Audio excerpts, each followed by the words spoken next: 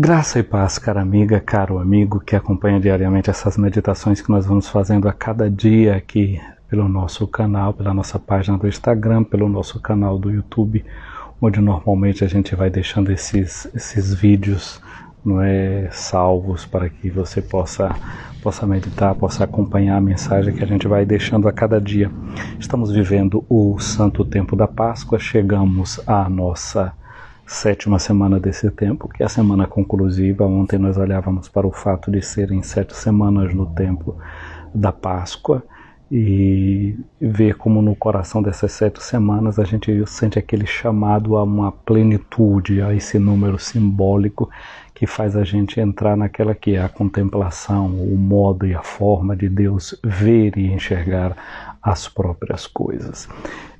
Um outro dado que a gente chama atenção para esta nossa semana é como ela acompanha a nossa vida, sobretudo da igreja no Brasil, com uma oração muito particular que começou no domingo passado e nos acompanha até a festa do Divino Espírito Santo, que no Brasil se realiza a chamada Semana de Oração pela Unidade dos Cristãos.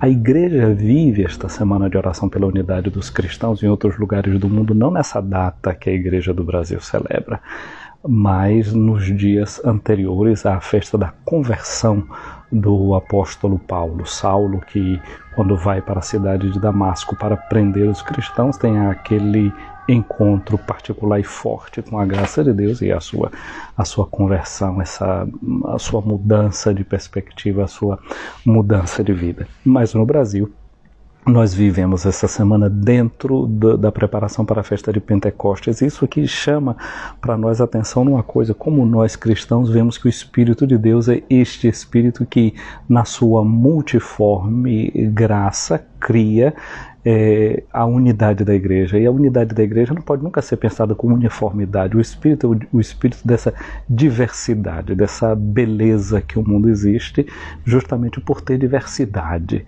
Onde está a presença do Espírito Santo de Deus, a identidade pode ser vivida com felicidade. Então, a isso nos chama a atenção essa semana. E uma coisa interessante é notar que durante esses dias nós começamos, justamente hoje, nós começamos a ler o capítulo 17 do Evangelho de São João, quando Jesus começa a orar ao Pai, depois do momento da ceia que ele tem com os discípulos. Ele vive um momento de oração intensa e que nós chamamos essa oração de oração sacerdotal de Jesus. Mas um ponto, talvez, para chamar a atenção da gente, é que Jesus, do ponto de vista humano, ele não era um sacerdote, ele não pertencia a Israel, à tribo de Levi, que era a tribo dos sacerdotes, ele era da tribo de Judá, portanto, era um leigo, Jesus, né, do ponto de vista institucional. E o que significa, então, essa sua oração sacerdotal? Se a gente vai olhar a composição da palavra sacerdote, dentro a gente tem duas palavras, um adjetivo e um substantivo, sacer, que em latim significa sagrado, divino, e dotis, que significa um presente. Não é quando a gente fala assim, um dote, fulano deu um dote, né? Antigamente é isso, o noivo dava o dote, o pai da noiva não recebia o dote, ou dava o dote, segundo de certas culturas. Dote significa um presente. Então, o sacerdote é aquele que, com a sua vida e a sua ação, ajuda a humanidade a perceber o mundo como aquilo que ele é, como um dote de Deus, como um dom que Deus dá para a gente, como um presente. Portanto, essa oração sacerdotal nos faz entrar nessa lógica de Jesus como sacerdote, de quem olha para o mundo e sente um traço do sagrado. Aquilo que você faz como vê como uma ação sagrada. Por exemplo, né, antigamente a gente escutava muito da parte dos médicos dizer assim, o sacerdócio da medicina, né, porque via a sua ação como médico como ação de quem realmente encontra na vida um dom de Deus e cuida dessa vida como um dom de Deus. Mas não apenas nessa dimensão de cuidado da saúde. A saúde é realmente uma coisa muito preciosa, mas em qualquer outra ação sua, em qualquer lugar seu no mundo, descobrir essa perspectiva.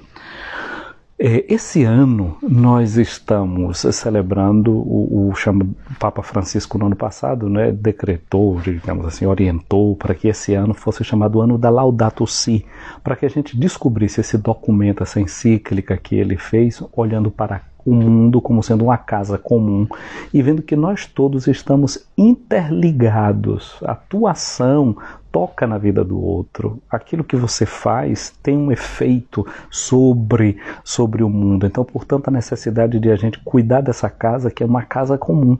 E, sobretudo, que o Papa Francisco, ao pedir esse ano como o ano da Laudato Si, é a gente pensar em que mundo é que a gente quer deixar para gerações futuras.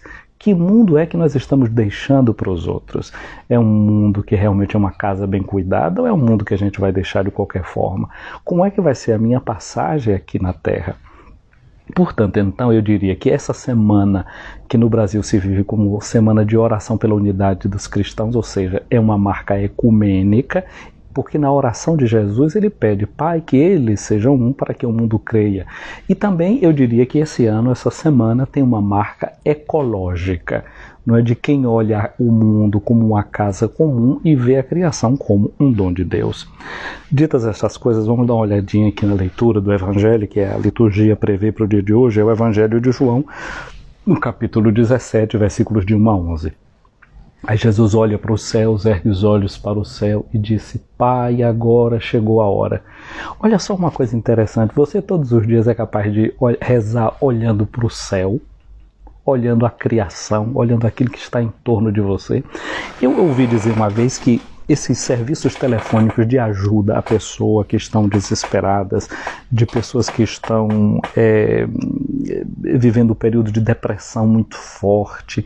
Uma das coisas que primeiro, sobretudo quando uma pessoa não está sentindo muito amor pela sua vida, quando a pessoa do outro lado atende o telefone, uma das primeiras coisas que pensa, o que é que você está fazendo? Por onde é que você está olhando? E uma das coisas que diz que é a pessoa olhar para cima, porque na medida que você olha para cima, o glóbulo ocular mexendo e mudando de posição ativa campos dentro do seu cérebro que despertam também a serotonina e você tem uma dimensão realmente diferente. Olha, de alegria, de entrar numa nova perspectiva. Jesus está começando a viver a sua paixão. São 18 horas de paixão do momento do fim da ceia até a hora da morte dele. São mais ou menos 18 horas pelos cálculos que os estudiosos fizeram. E antes de entrar nesse momento duro da sua paixão, olha o que é que Jesus faz. Olha para cima. Ou seja, não tem aquela atitude do deprimido, né? Porque, infelizmente, o que é que a depressão faz com a gente? Faz a gente olhar muito para baixo.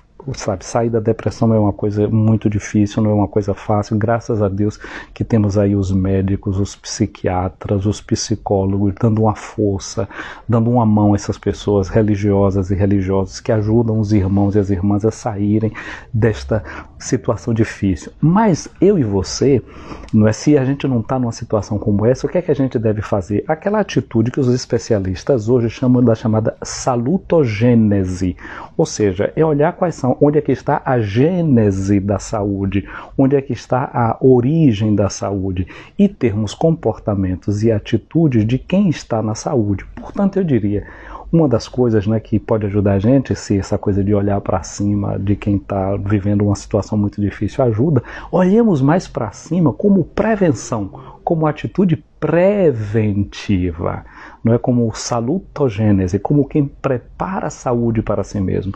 Então, de vez em quando, tenta dar uma olhadinha para o céu, olha para o céu quando o dia amanhece, olha para o céu quando está entrando o ocaso, quando o dia está terminando, olha em volta de você e às vezes também olhar para quem está do lado é uma coisa necessária. É bom a gente olhar para cima e olhar aqui para os lados.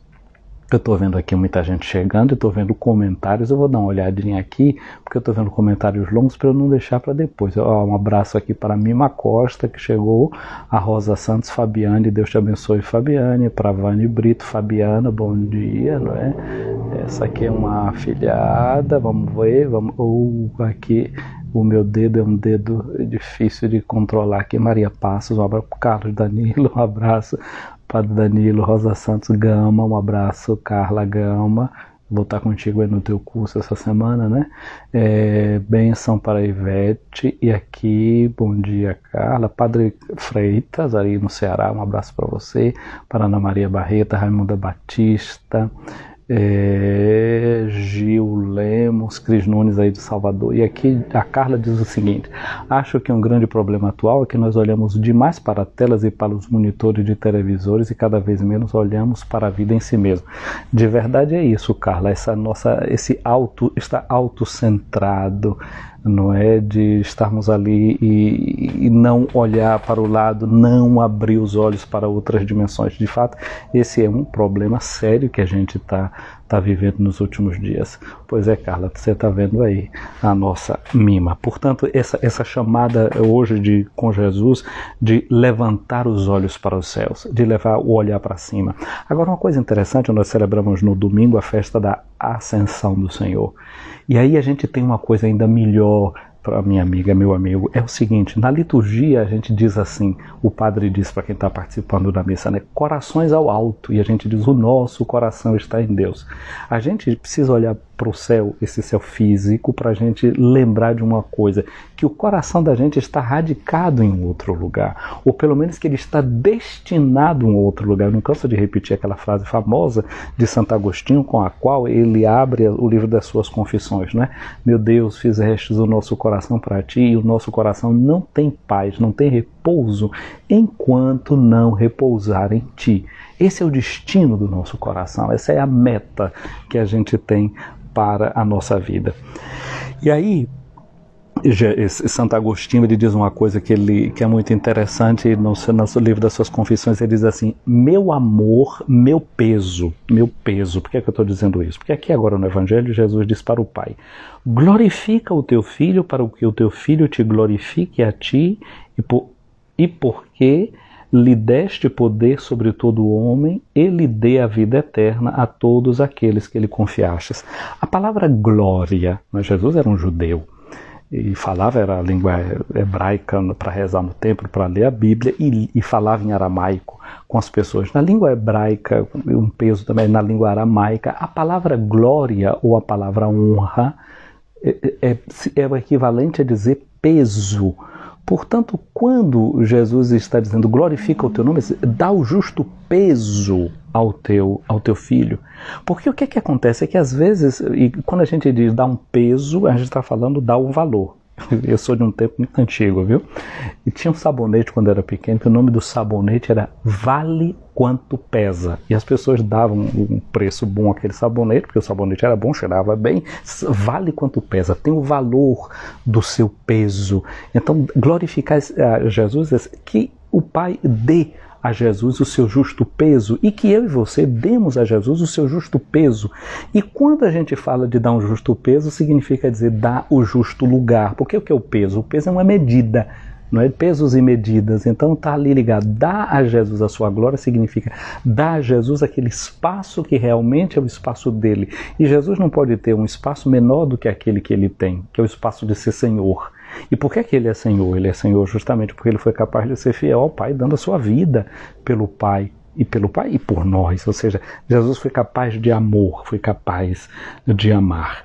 E aí Jesus diz: porque lhe deste poder sobre todo o homem. E aqui o poder de Jesus não é o poder de dispor da vida do outro como bem quer.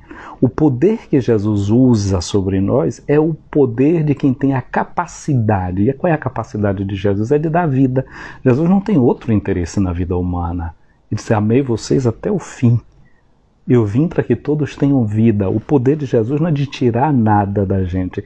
É um poder que doa, é um poder que entrega. Aqui, como ele diz, porque lhe destes poder sobre todo o homem, e ele dê a vida eterna a todos aqueles que ele confiastes.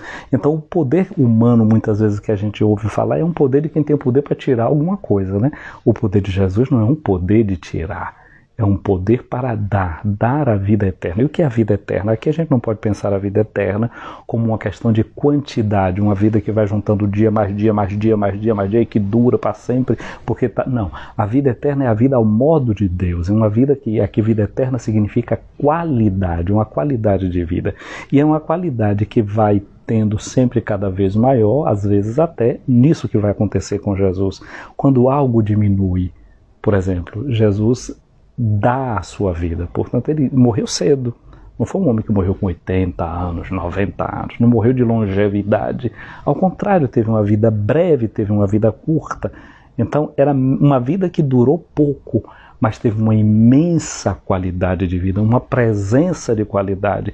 E esse é o modo de Jesus operar. E outra coisa aqui que é dado interessante, que a vida eterna não é uma coisa que está pensada para o futuro, que vai acontecer depois que você morrer.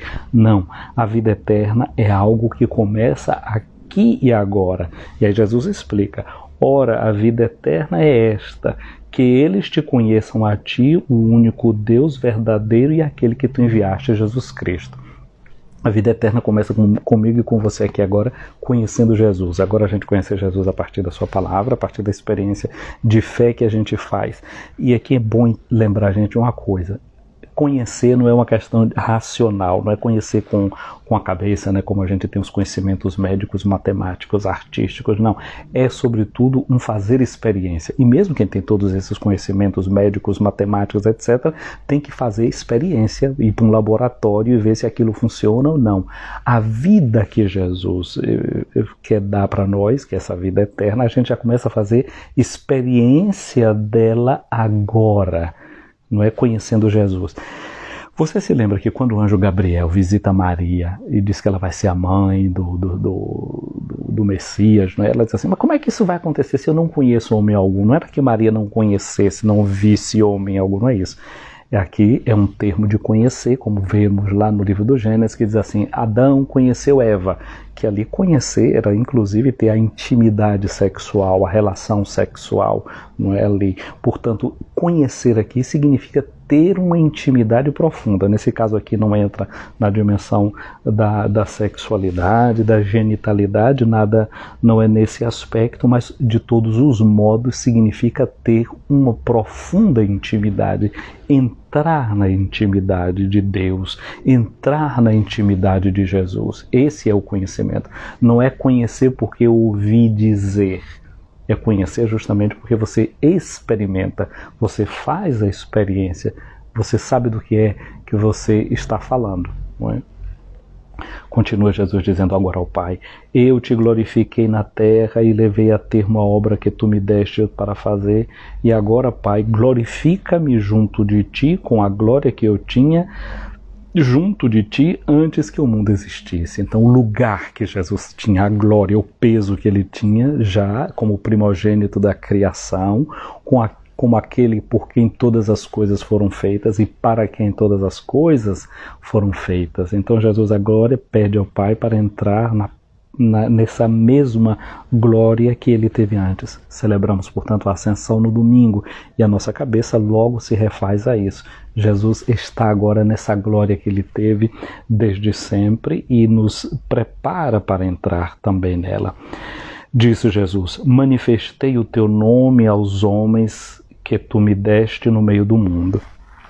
Aqui tem uma coisa interessante também quando Jesus diz ao Pai, né, para dar sua glória: glorifica o teu Filho. No Evangelho segundo João, a glorificação de Jesus significa a hora que ele vai morrer na cruz. Mas acontece que a carta de São Paulo aos Gálatas, no capítulo 13, versículo 13, você olha lá na sua Bíblia, está lá escrito assim, que a morte na cruz é uma maldição. Maldito todo aquele que é submetido à morte de cruz. Ora, com isso, o que é que a gente está ouvindo Jesus dizer, não é? Quando ele diz glorifica o teu Filho e está falando dessa sua morte de cruz? Estamos entendendo que Jesus é aquele que vem e coloca os valores do mundo de cabeça para baixo. Aquilo que o mundo vê como uma maldição, a morte como um criminoso, Jesus agora chama isso de glorificação. Jesus é esse que põe de ponta cabeça a vida do mundo e a lógica do mundo. A lógica de Jesus não é a mesma lógica do mundo. A lógica do Pai não é a mesma lógica do mundo.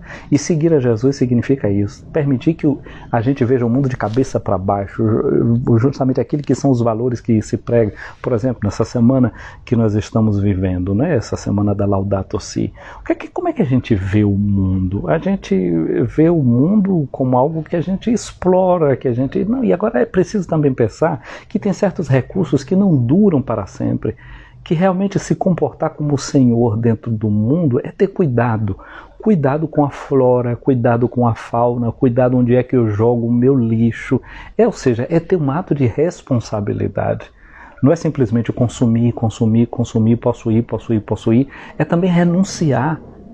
Portanto, que eu dizia assim, que a vida eterna não é só o querer, o ter poder e o querer ter mais, mas é ter também essa capacidade de ter menos para poder alcançar mais.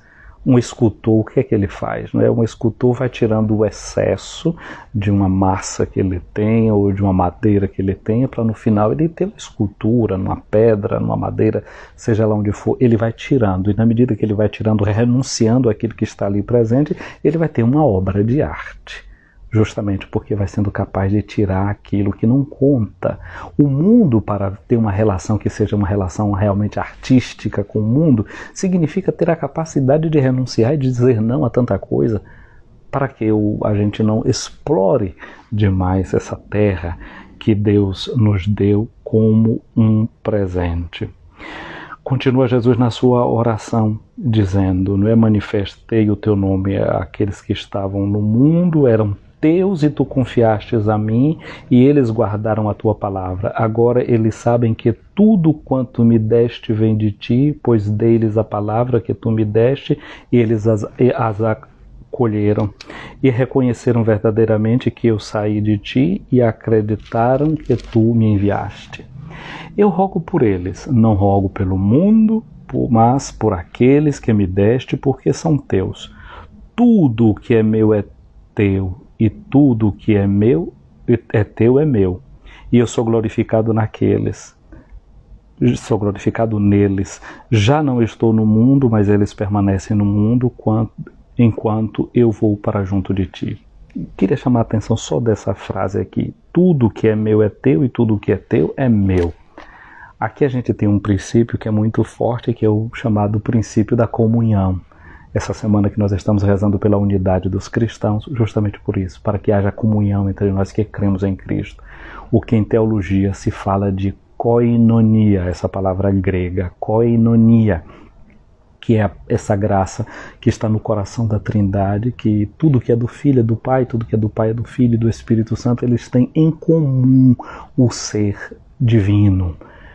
E isso também, a igreja entra nessa comunhão da Trindade para viver a comunhão também entre nós que somos os membros. Os Atos dos Apóstolos fala justamente disso, que os primeiros cristãos tinham tudo em comum, tinha a koinonia entre eles, não havia necessitados entre eles. Portanto, da contemplação desse ser sacerdotal de Jesus que diz tudo que é meu é teu e tudo que é teu é meu. É assim também que nós olhamos para essa semana da Laudato Si. O Pai nos deu tudo que era dele. O mundo é dele, é obra de suas mãos. E ele coloca nas nossas. Tudo que é teu, Pai, agora passa a ser nosso. Como é que a gente deve dispor da criação, que é toda de Deus e que ele coloca nas nossas mãos? Com que grau de responsabilidade devemos então nos relacionar com aquilo que Deus fez, com aquilo que Deus criou? Portanto, essa oração sacerdotal de Jesus traz consigo também esse elemento dessa comunhão, dessa koinonia que nos faz pensar na comunhão fraterna de filhas e filhos de Deus, na comunhão nossa com o Pai, sabendo que Ele nos dá e tudo aquilo que Ele tem. E o que o Pai tinha de melhor era o seu Filho, Ele nos deu, e o que o Filho tinha de melhor é o seu Pai, Ele também nos deu esse conhecimento para que de fato a gente entre na vida, numa vida que seja eterna. Portanto, que a gente entre nessa capacidade de comunhão fraterna, de amor verdadeiro uns com os outros, que a gente receba esse amor que Jesus recebeu do Pai, tudo aquilo que era teu, eu agora dei também para eles, que a gente aprenda a viver isso hoje e sempre, sabendo que o amor é esse grande dom. Quando eu era ainda muito pequeno, me lembro que a gente fazia a novena do Natal em família, era com os livrinhos da editora Santuário, Natal em Família se chamava, e tinha um canto lá que a gente cantava assim: é preciso dar para receber amor, é preciso dar para receber amor, Quanta gente pede esmola, não tem pão, não tem escola, não tem casa pra morar. Não tem. É preciso dar pra receber amor. Quanta gente está morrendo e estamos esquecendo que eles são nossos irmãos. Irmãos, é preciso dar para receber amor.